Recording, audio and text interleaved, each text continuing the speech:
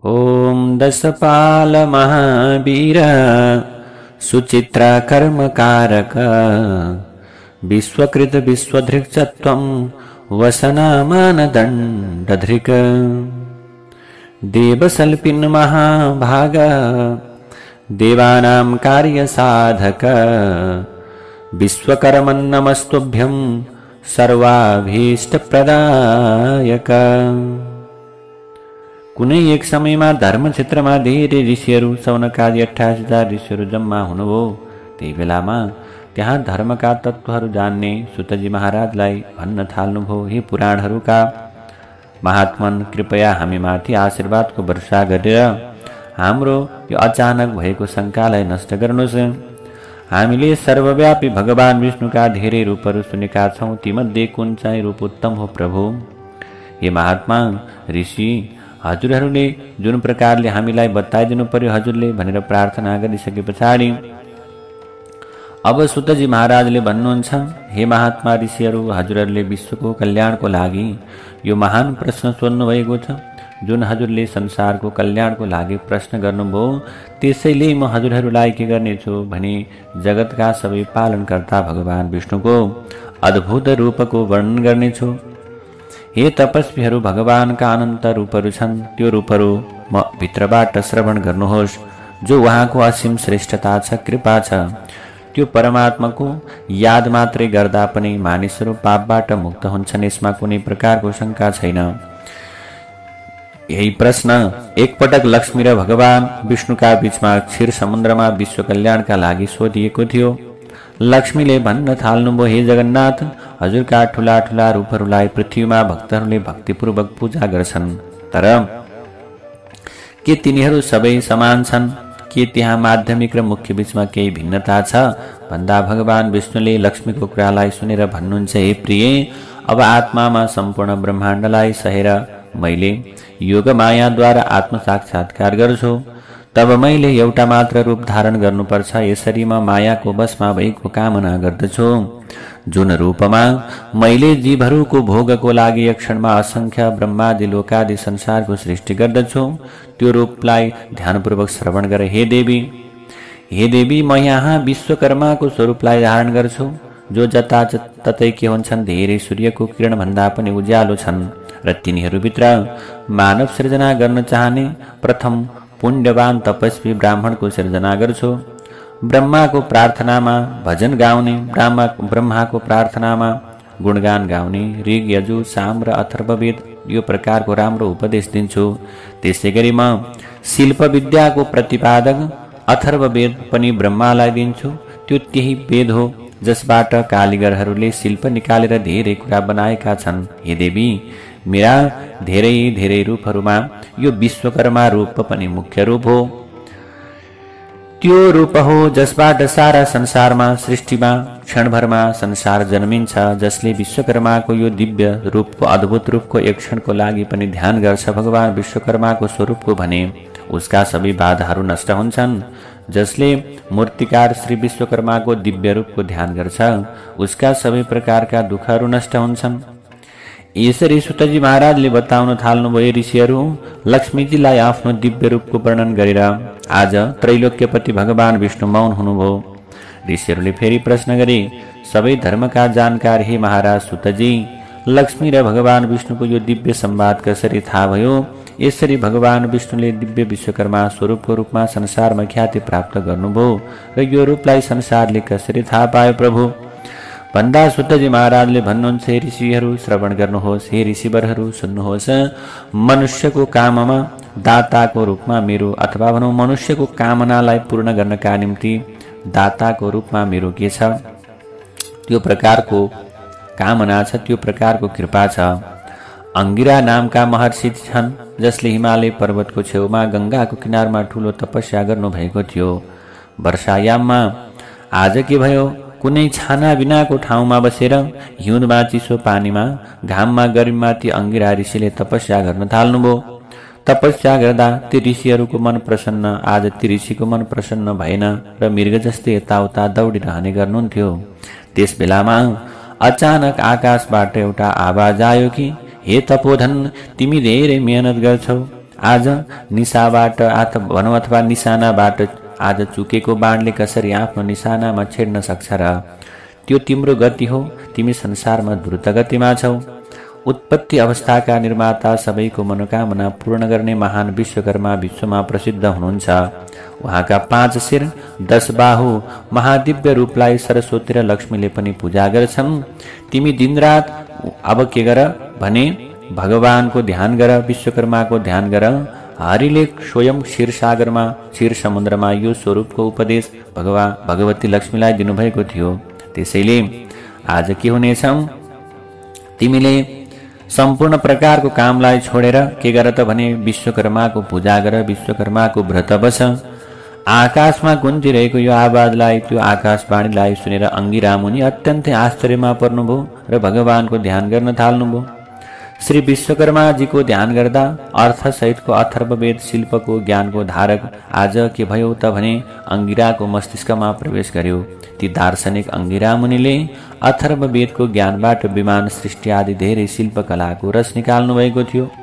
श्री विश्वकर्मा भगवानको कृपाले मात्र यो संसार सुखी छ, किनकि उहाँको ज्ञानले नै आवश्यक संसारको निर्माण हुन्छ। त्यो बेलादेखि नै श्री विश्वकर्माजीको महारूप विश्वमा प्रसिद्ध भएको छ।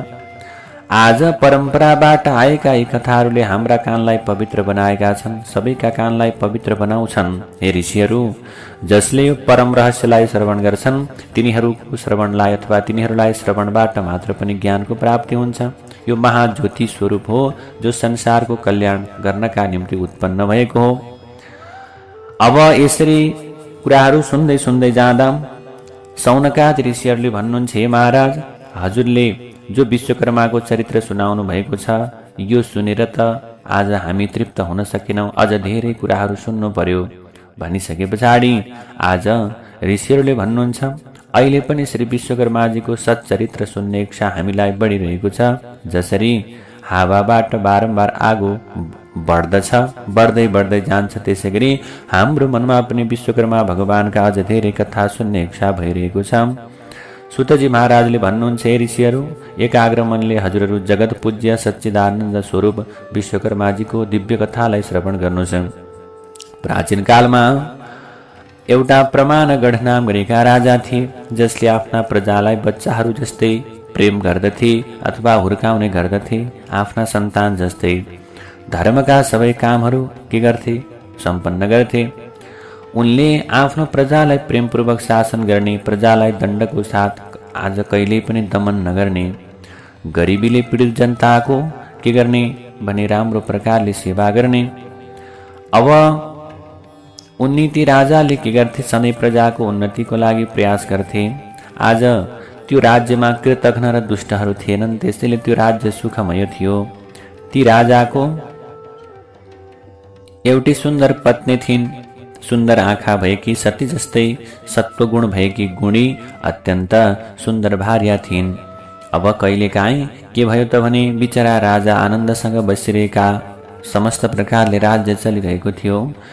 आज के भयो त भने दैवयोगले ती राजाको शरीरमा गम्भीर कुष्ठरोगको उत्पन्न भयो। बारम्बार उपचार गर्दा पनि त्यो रोग शान्त भएन। त्यो रोगको पीडाले पीडित राजा धेरै चिन्तित हुन थाले।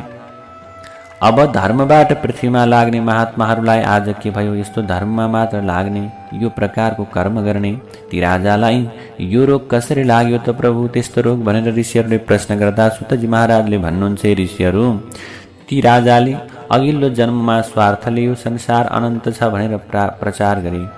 आज यसका कर्ता विश्वकर्मा होइनन्, यस कारणले जनतालाई वञ्चित गर्ने र नास्तिक आस्थाका प्रचार गर्ने काम गरेका थिए।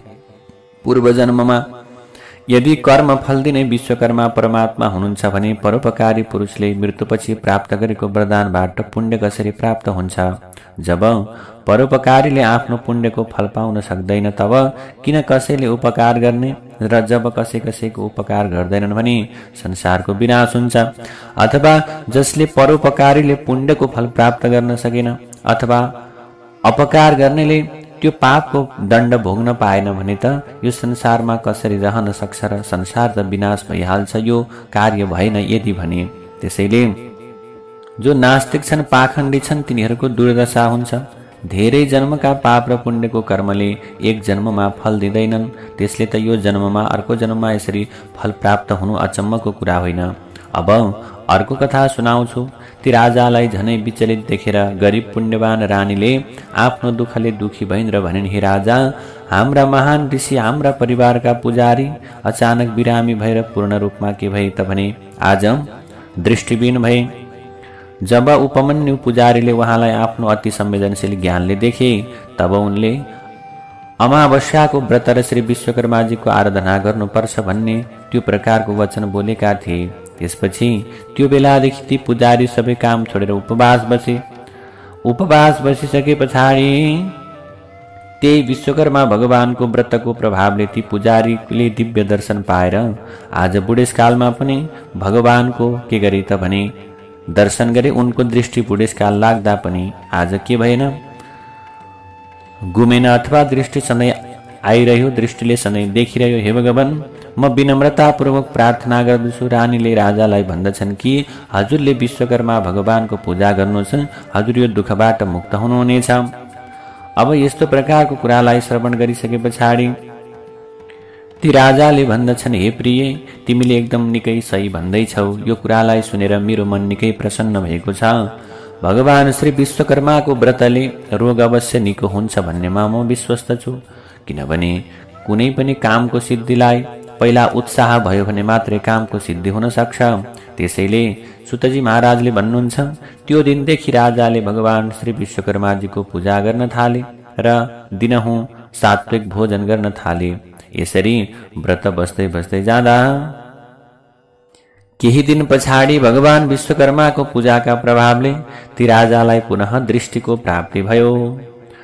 अब ऋषिजीहरूले अथवा सौनकादि ऋषिहरूले भन्नुहुन्छ, हे प्रभु, अब हामीले, हे सुतजी महाराज, हजुरले हामीलाई देवता विश्वकर्माको पूजाका विषयमा बताउनु भएको छ।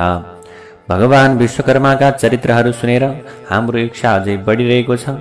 अझ हामीलाई धेरै सुन्ने इच्छा भइरहेको छ। जसरी हवन गरिएको ठाउँमा घिउ राख्दा जसरी त्यो आगो जसरी बढ्दै बढ्दै जान्छ, त्यसै गरी आज भगवान विश्वकर्माको चरित्र सुन्दा उहाँको चरित्र अझै सुनौ सुनौ भन्ने हामीमा भावना प्रकट भइरहेको छ। सुतजी महाराजले भन्नुहुन्छ, ऋषिहरू, हजुरहरूले विश्वकर्माको चरित्र सुन्नु भएको छ, जसलाई सुनेर देवताहरू पनि कहिले तृप्त भएनन्, अझ धेरै श्रवण गर्न चाहे। एकपटक नैमिषारण्यमा ऋषि र सन्यासीहरू भेला भएर आफ्नो इच्छित कुरा प्राप्त गर्नका निम्ति बैठक गरी विश्वामित्रले मानिसहरूको आश्रममा दुष्ट कर्म गर्दा यज्ञ गर्ने ऋषिहरूको वरिपरि दानवहरूले ठुला ठुला मानवहरूलाई पनि पक्रेको बताउन थाल्नु हो। यसरी यज्ञहरूको विनाश गर्दा ती दानवहरूले पुरुषको देह उपभोग गर्छन्। ब्रह्मचर्य व्रतमा बसेर र आज कन्दमूलको जरा खाएर सधैँ धार्मिक कार्यमा लाग्ने र दिनहुँ सबै काम छोडेर भगवानको ध्यानमा लाग्ने आज हाम्रा पूज्य पुरोहित उपमन्युले मतंग मुनिले आज के भन्नुभएको छ भने,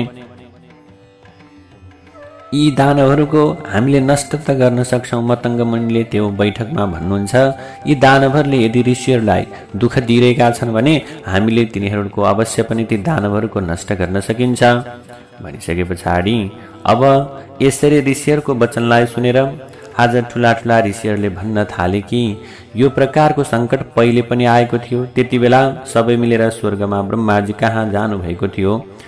चतुर्भुज ब्रह्माजी आज शान्त भावले ध्यान गर्दै भगवान शिवको तपस्या गरिरहेका ऋषिहरूलाई आज दुःखबाट केवरै मुक्तिको रूपमा भगवान ब्रह्माजीले त्यो प्रकारको आशीर्वाद दिनुभयो र तिनै ब्रह्माजीले सबैका पिता भगवानले यो सबै कुरा आदिदेखि अन्त्यसम्म जान्नु भएको थियो राक्षसहरूको पीडाका विषयमा र दुःखबाट मुक्ति पाउनका लागि भगवान विश्वकर्माको कथा ऋषिहरूलाई ब्रह्माजीले सुनाउनु भएको थियो।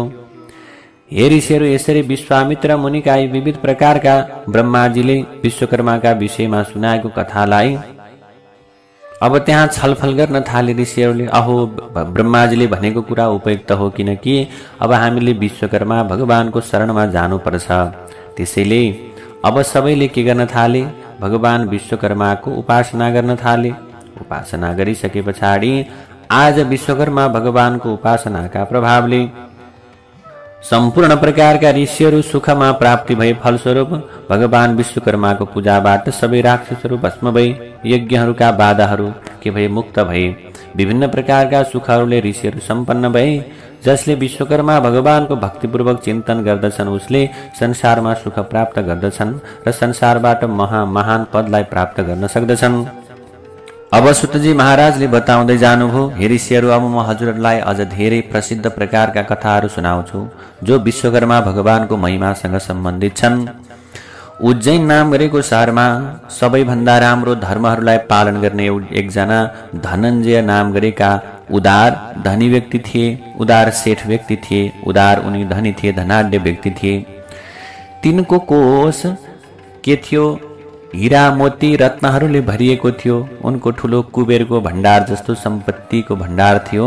हरेक मानिसले आफ्नो काममा, आफ्नो विवाह व्यवहार अभियोग विभिन्न प्रकारका रोग सङ्कटमा तिनै आज उनै जो धनी व्यक्ति छन् धनञ्जय उनैको सम्पत्तिलाई प्रयोग गर्न थाल्दथे। सबैले उनको सम्पत्तिलाई प्रयोग गर्दथे।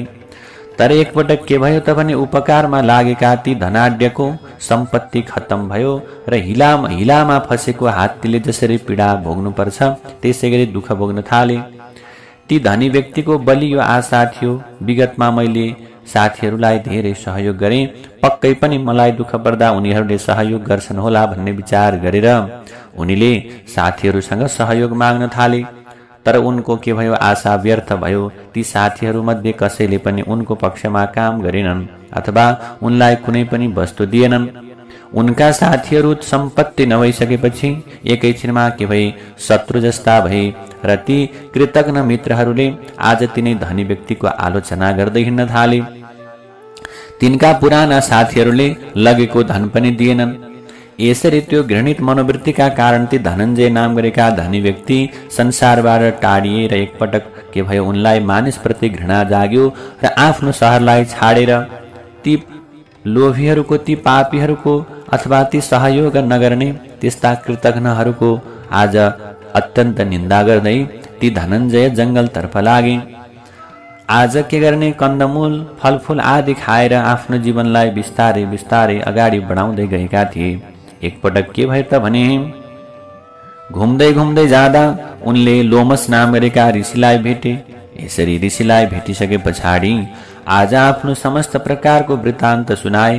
प्रभु, म यस्तो धनी व्यक्ति थिएँ, यसरी धन सम्पत्ति सबैलाई उपकारका निम्ति दिन्थेँ, तर आज दुःख पर्दा कसैले पनि मलाई धन सम्पत्ति दिएनन् भनिसके पछाडि अब आज लोमस नाम गरेका ऋषिले भन्नुहुन्छ, हे धनञ्जय, तिमीले आज आफ्नो शहरलाई छाडेछौ, आफ्ना ती अत्यन्त निष्ठुरी मित्रहरूलाई पनि छाडेछौ, तर आज तिमीले जबसम्म भगवान विश्वकर्माको पूजा गर्दैनौ, जबसम्म विश्वकर्मा भगवानको उपासना गर्दैनौ, जसले दियो उसैको उपासना गर्दैनौ भने यो सांसारिक व्यक्तिलाई मागेर, सांसारिक व्यक्तिलाई नमस्कार गरेर के प्राप्त गर्न सक्छौ र?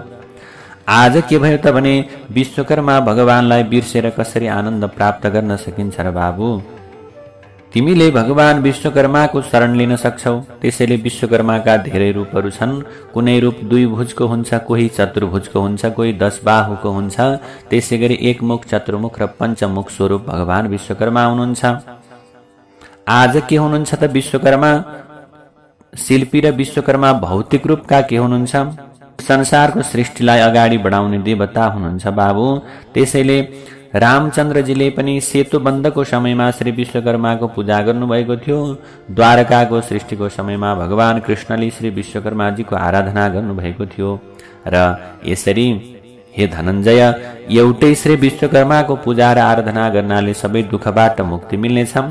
यसरी ती लोमस नाम गरेका ऋषिको उपदेशलाई सुनेर आज ती धनञ्जय निकै सन्तुष्ट भए र पहिलो दिनदेखि नै, जुन दिन श्रवण गरे उनीले विश्वकर्माको महात्म्य, त्यो दिनदेखि नै भगवान विश्वकर्माको भक्त भए। भगवान विश्वकर्माको आराधना गर्नाले उनका सबै पापहरू भस्म भए र उनी के गरे? अनन्त प्रकारको सुखलाई भोगेर अन्तिममा देवता बनेर स्वर्गको उपभोग गरे। त्यसैले जसले भक्तिमय मनले भगवान श्री विश्वकर्माको ध्यान गर्छन् भने त्यस्ता व्यक्ति सुखी हुन्छन्, सम्पत्तिको प्राप्ति गर्दछन्, व्यवसायमा लाभ प्राप्त गर्दछन्। जसले भगवान विश्वकर्माजीको जो पवित्र कृतिलाई श्रवण गर्दछन् भने उनीहरूले पनि सुखको प्राप्त गर्दछन् र अन्तिममा श्री विश्वकर्माजीको शाश्वत पदलाई प्राप्त गर्न सक्दछन्। यसरी सुतजी महाराजले विभिन्न प्रकारका कुराहरू बताउँदै जाँदा आज अब ऋषिहरूले प्रश्न गर्नुहुन्छ, भगवान विश्वकर्माको पवित्र कथा सुनेर हामीमा आज ठूलो श्रद्धाको उत्पत्ति भएको छ। अझ धेरै हामीले श्रवण गर्न चाहन्छौँ। हे भगवान, मनमा आक्रोश हुँदा के गर्नुपर्छ, मनमा पीडा हुँदा के गर्नुपर्छ, गरिब नाश अथवा भनौँ गरिबीको नाश कसरी गर्न सकिन्छ, दरिद्रताको नाश कसरी गर्न सकिन्छ। हे प्रभु, आज पूर्व जन्ममा गरेका पापहरूले यो जन्ममा दुःखको भोग गर्नुपर्छ। त्यसैले भगवान विश्वकर्मालाई कसरी प्रसन्न गराउनुपर्छ, भगवान विश्वकर्माले कुन कुन प्रकारका कुराहरू दिनुहुन्छ भन्दा सुतजी महाराजले भन्नुहुन्छ, प्राचीन कालमा रथान्तर कल्पमा एउटा दन्तवाहक नाम गरेका राजा थिए। उनी सूर्य जस्तै शक्तिशाली र संसारमा प्रसिद्ध थिए। उनको कृतवीर्य नामको एउटा महान छोरा थिए जसले पृथ्वीमा 7 टापुहरूमा शासन गर्दथे। उनका सन्तान के भए त ती कृतवीर्यका सन्तानहरू जन्मिँदै 11वटा छोराहरू अघिल्लो जन्ममा गरेका पापका कारण जन्मने बित्तिकै नाश भए। त्यसपछि रानीले शोक गरेर पृथ्वीमा रुन थालिन् र राजालाई भनिन् कि हे प्रभु, आज सन्तान नाश कसरी भइरहेका छन्, यसरी जन्मेका सन्तानहरू नाश भइरहेको अवस्थामा कसरी धैर्य गर्ने। त्यसपछि राजाले आफ्नी पत्नीलाई के गर्दछन्, सान्त्वना दिएर गुरुको घरमा गएर प्रणाम गरेर भन्दछन्, हे गुरुदेव, हे भगवान, आज मैले सन्तान भएर पनि उनीहरूको मृत्यु भइरहेको छ, कसो गर्ने होला। आज मेरी श्रीमती पनि दिनरात ती जन्मेका सन्तानहरू जो मरेर गए तिनीहरूलाई सम्झेर रोइरहेकी छन्। आज धैर्य गर्न सकेकी छैनन्, उनको मन धैर्य छैन, कसो गर्ने होला। गुरुजीले भन्नुहुन्छ, राजन, अब धेरै शोक नगर। आज के हुनेछ, चिरञ्जीवी तिम्रो परिवारको छोरा हुनेछन्। कुनै समयमा चिरञ्जीवी लामो आयु भएका सन्तान जन्मिनेछन्। तिमीले सबैभन्दा पहिला के गर्नु पर्यो त भने देवताका पनि देवता भगवान विश्वकर्माको आराधना गर्नुहोस्। भगवान विश्वकर्मा प्रसन्न हुनुभयो भने पक्कै पनि सिद्धिको क्षण आउँछ। त्यसैले भगवान विश्वकर्माको पूजा गर्नुपर्छ भन्ने सुनेपछि ती राजाले धर्ममा दृढ भएर आफ्नी पत्नीसहित भगवान विश्वकर्माको पूजा गरे अनि ब्राह्मणहरूलाई दान गरे। त्यसपछि भगवान विश्वकर्माको प्रसन्नतामा भगवान विश्वकर्माको कृपा प्रसादका कारण भगवान विश्वकर्मा प्रसन्न हुनुभयो र आज ती राजाकी स्त्री पत्नी गर्भवती भइन् र 10औं महिनामा एउटा सुन्दर सन्तानलाई जन्म दिइन्। त्यो समयदेखि आज ती राजाले के गर्न थाले, हरेक महिनामा विश्वकर्मा भगवानको पूजा गर्न थाले। यो लोकमा अनन्त अनन्त प्रकारको सुख भोग गरेर अन्तमा वैकुण्ठ पदलाई प्राप्त गरे। त्यसैले मनमा भएको भ्रमलाई चिर्नका निम्ति, मनमा भएको शङ्कालाई हटाउनका निम्ति पनि भगवान विश्वकर्मा प्रभुको पूजा गर्नुपर्छ। भगवान विश्वकर्माको पूजा गर्नाले सम्पूर्ण मनोकामनाहरू पूर्ण हुन्छन्, दरिद्रता नष्ट हुन्छ र सन्तानको सुख प्राप्त गर्न सकिन्छ अथवा दुस्वप्नको कहिल्यै पनि डर हुँदैन। यसरी 28,000 सौनकादि ऋषिहरूलाई नैमिषारण्य नाम गरेको परम र पावन क्षेत्रमा भगवान विश्वकर्माको उपासना र भगवान विश्वकर्माको महिमा सुतजी महाराजले यसरी विभिन्न प्रकारले बताउनु भयो।